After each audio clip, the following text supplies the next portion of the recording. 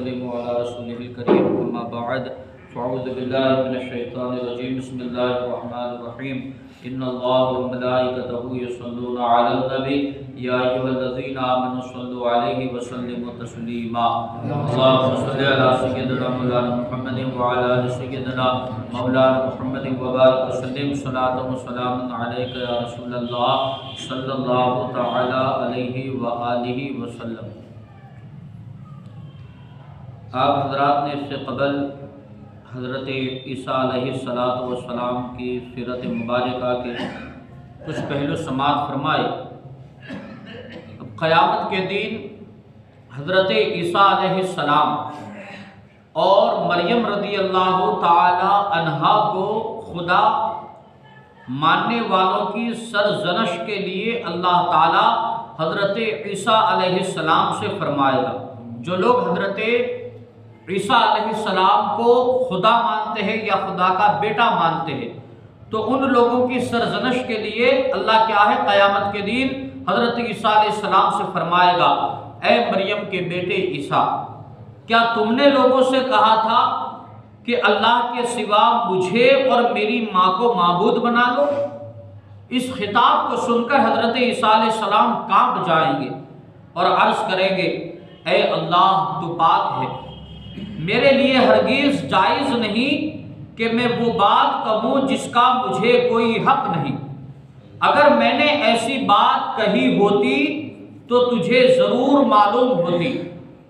تو جانتا ہے جو میرے دل میں ہے اور میں نہیں جانتا جو تیرے علم میں ہے، بے شک تو ہی سب غیبوں کا خوب جاننے والا ہے۔ یہاں حضرت عیسیٰ علیہ السلام کے لفظ لفظ سے ان کی عاجزی و بندگی اور خدا کی عظمت و شان کا اقرار اور اظہار معلوم ہوتا ہے۔ اس کے بعد پھر حضرت عیسیٰ علیہ السلام عرض کریں گے، میں نے تو ان سے وہی کہا تھا جس کا تو نے مجھے حکم دیا تھا کہ اللہ تعالیٰ کی عبادت کرو جو میرا بھی رب ہے اور تمہارا بھی رب ہے، اور میں ان پر مطلع رہا جب تک ان میں رہا، پھر جب تو نے مجھے اٹھا لیا تو تو ہی ان پر نگاہ رکھتا رہا اور تو ہر شے پر گواہ ہے۔ یعنی جب تک میں حیات رہا میں ان کے درمیان رہا، لہذا ان پر میں نگاہ رکھتا رہا، لیکن جب تو نے مجھے اٹھا لیا تو پھر کیا ہے تو ہی ان پر نگاہ رکھنے والا تھا اور تو ہی ان پر کیا ہے گواہ ہے۔ حضرت عیسیٰ علیہ السلام مزید عرض کریں گے کہ اگر تو انہیں عذاب دے تو وہ تیرے بندے ہیں، اور اگر تو انہیں بخش دے تو بے شک تو ہی غلبے والا حکمت والا ہے۔ یہ تیرے بندے ہیں جنہوں نے مجھے خدا کہا، یا پھر کیا ہے جنہوں نے میری نبوت کا اقرار کیا اور مجھے نبی مانا، خدا نہیں مانا، تو لہذا یہ دونوں کیا ہے تیرے بندے ہیں، جسے چاہے تو عذاب دے اور جسے چاہے کیا ہے تو بخش دے۔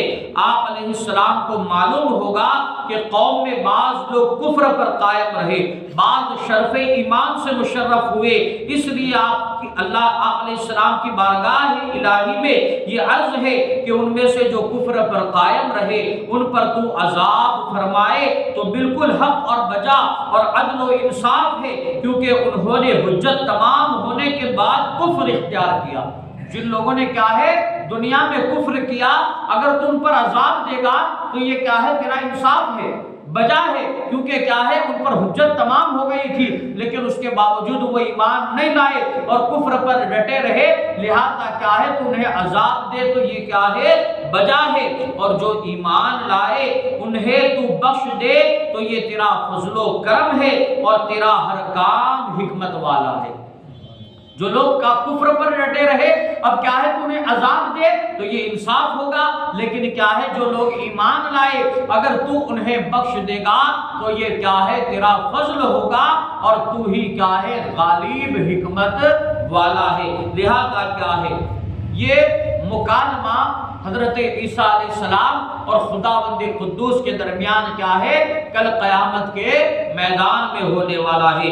جب حضرت عیسیٰ علیہ السلام آسمان پر زندہ تشریف لے گئے تو آپ کے بعد عیسائی مختلف فرقوں میں کیا ہے تقسیم ہو گئے۔ اللہ قرآن میں ارشاد فرماتا ہے پھر گروہوں کا آپس میں اختلاف ہو گیا، تو کافروں کے لیے خرابی ہے ایک بڑے دین کی حاضری سے۔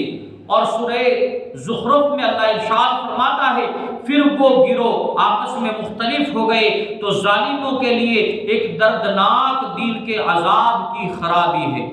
تو یہ فرقہ بندی عیسائیوں میں ایک یہودی نے پیدا کی۔ حضرت عیسیٰ علیہ السلام جب آسمان پر اٹھا لیے گئے تو اس کے بعد یہ فرقہ بندی تفرقہ بازی کیا ہے عیسائیوں کے درمیان ایک یہودی نے کیا ہے پیدا کی، جس کا نام کیا تھا؟ بولس تھا۔ اس کا نام کیا تھا؟ بولس۔ ہاں، اس کا نام کیا تھا؟ بولس اس کا نام تھا۔ اس نے انہیں گمراہ کرنے کے لیے کفریہ عقیدوں کی کیا ہے تعلیم دی۔ حضرت عیسیٰ علیہ السلام کے جو ماننے والے تھے لہذا کیا ہے اور جو کفر پر ڈٹے رہے ان دونوں کے درمیان کیا ہے انہوں نے تفرقہ بازی کر دی، اور کافروں کے آپس میں کیا ہے انہوں نے فرقہ بندی کر دی۔ اور ان سب کا مجید کون تھا؟ بولس نامی ایک یہودی تھا جس نے کیا ہے کفریہ عقائد کی تعلیم دی اور پھر کیا ہے عیسائیوں کو آپس میں کیا ہے بٹوارا کر دیا اور انہیں گمراہ کر دیا۔ رب قدیر کی بارگاہ میں دعا ہے اللہ تبارک و تعالی علم دین سمجھ کر اس پر عمل کرنے کی نیک توفیق عطا فرمائے۔